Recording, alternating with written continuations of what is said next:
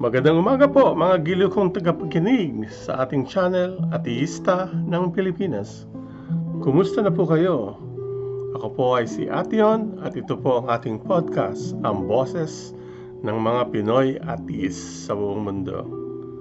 Naririto na naman po ako para mapagbigay ng tamang impormasyon sa inyong lahat base sa mga ebidensya na napag-aralan ko sa filosofiya, teknolohiya, siyensya, matematika, at lalo na sa reliyon, partikular po sa usaping may Diyos ba o wala.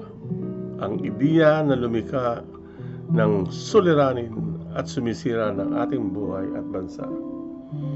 Tatalakayin po natin dito ang mga ebidensya na magpapatunay kung bakit walang Diyos. Sa huli po ay mag-uukol ako ng maikling panukala o kurukuro na sana'y maaaring makalinaw sa inyong mga katanungan, mapulutan ninyo ng aral at maging silbing gabay sa inyong buhay na masaya, masagana, maginhawa at puno ng tamang kaalaman. Tandaan po ninyo kung gusto nyo na buhay na masagana, malaya at makahulugan, sikap, tiyaga at kaalaman ang susi ng inyong buhay at hindi dahil sa Diyos.